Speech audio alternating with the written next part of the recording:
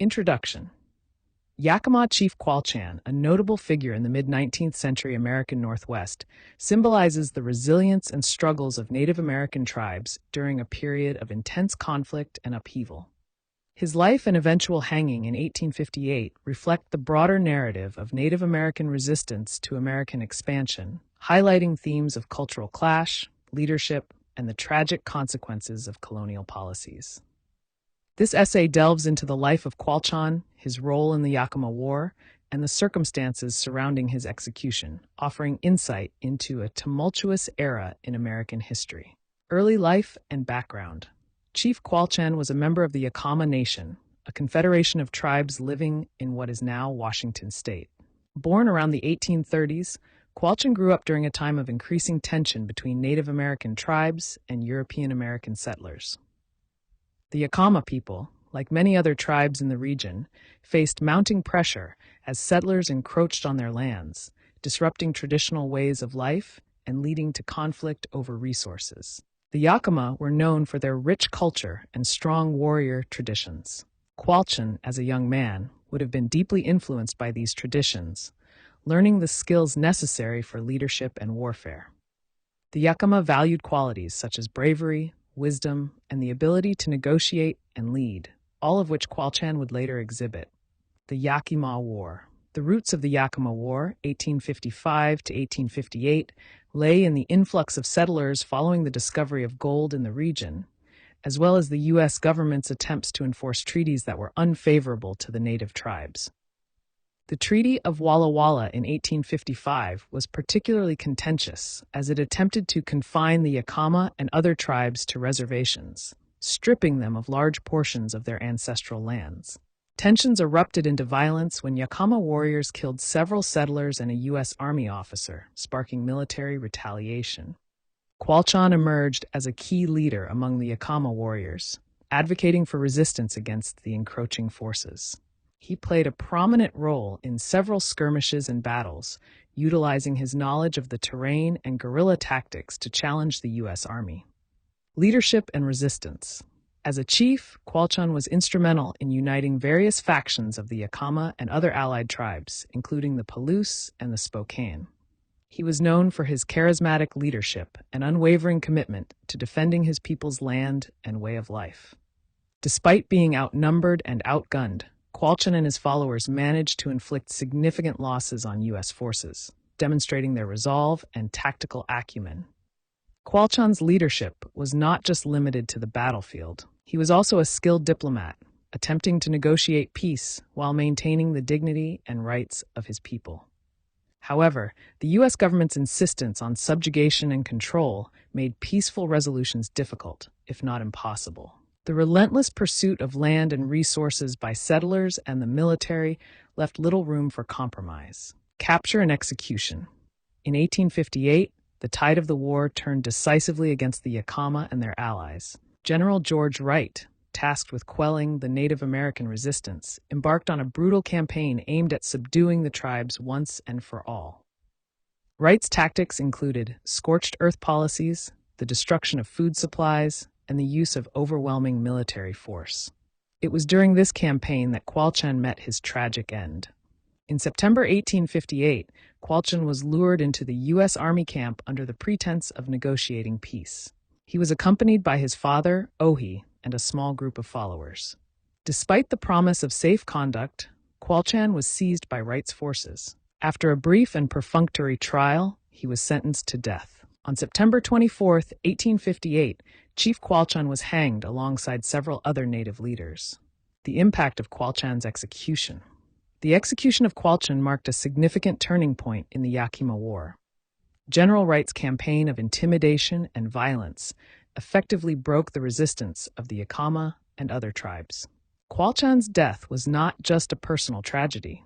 It was emblematic of the broader defeat of Native American resistance in the region. For the Yakama people, Qualchan became a martyr, symbolizing their struggle against oppression and injustice. His bravery and leadership were remembered and honored by subsequent generations, serving as a reminder of the resilience and strength of the Yakama Nation. Legacy and historical significance. Chief Qualchan's life and death highlight the broader themes of Native American resistance and the devastating impact of U.S. expansionist policies. His story is a testament to the courage and determination of indigenous leaders who fought to preserve their people's way of life in the face of overwhelming odds. Qualchan's legacy is also a reminder of the need for historical reflection and reconciliation. The injustices faced by the Yakama and other Native American tribes continue to resonate today as communities work towards healing and recognition of past wrongs. Acknowledging the stories of leaders like Qualchan is an essential step in understanding the complexities of American history and the ongoing struggles of Native peoples. Conclusion. Chief Qualchan's life and execution during the Yakama War encapsulate a critical moment in the history of Native American resistance to U.S. expansion. His leadership, bravery, and ultimate sacrifice underscore the challenges faced by indigenous communities in the 19th century. As we reflect on Qualchan's legacy, it is crucial to honor the resilience of the Yakama Nation. George Wright was a prominent military figure in the mid-19th century United States, best known for his campaigns against Native American tribes in the Pacific Northwest, particularly in Washington state. His actions during the Indian Wars of the 1850s and 1860s have been both criticized and studied as significant events in the westward expansion of the United States. Wright's military career and tactics offer a window into the complex and often brutal dynamics between the U.S. government and Native American tribes during this period. Early life and career. George Wright was born on October 21, 1803, in Norwich, Vermont. He attended West Point, graduating in 1822, and began his military career as a brevet second lieutenant in the 3rd U.S. Infantry.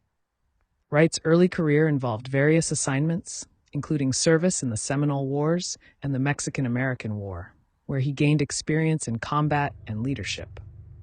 His competence as a soldier and leader earned him a reputation that would follow him to the Pacific Northwest, the Indian Wars in Washington state.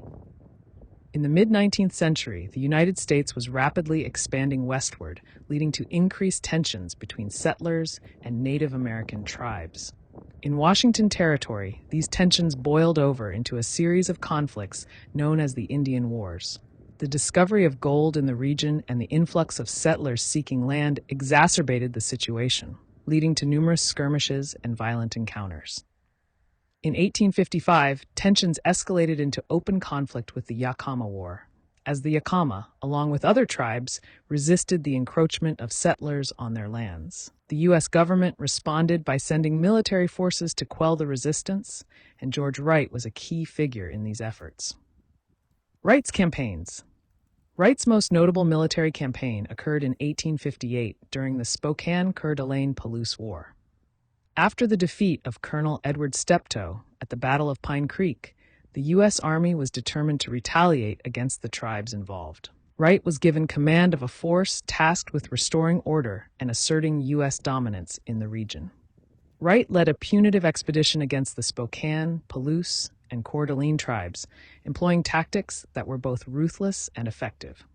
One of the most infamous actions of his campaign was the Battle of 4 Lakes, where Wright's forces decisively defeated a coalition of Native American warriors. Following this victory, Wright pursued a scorched earth policy, destroying tribal food supplies, burning villages, and capturing horses to cripple the tribe's ability to continue fighting. The hangings at Latah Creek. Perhaps the most controversial aspect of Wright's campaign was his handling of tribal leaders. After the Battle of 4 Lakes, several Native American leaders, including Yakama Chief Qualchan, came to Wright's camp under flags of truce. Despite this, Wright ordered their execution, viewing them as instigators of violence against settlers. The hangings at Latah Creek were meant to serve as a deterrent to further resistance, but were seen by many as a betrayal of the principles of negotiation and diplomacy. Legacy and controversy. George Wright's actions during the Indian Wars in Washington state have left a complex legacy. On one hand, he is remembered as a skilled military leader who successfully executed his mission to suppress Native American resistance and secure the region for American settlers. His tactics, however, have been criticized for their brutality and lack of regard for the rights and lives of Native Americans. The legacy of Wright's campaigns is evident in the subsequent treaties and relocation of Native American tribes onto reservations. While these measures brought an end to open conflict, they also marked the beginning of a long and painful period of displacement and cultural erosion for the tribes involved.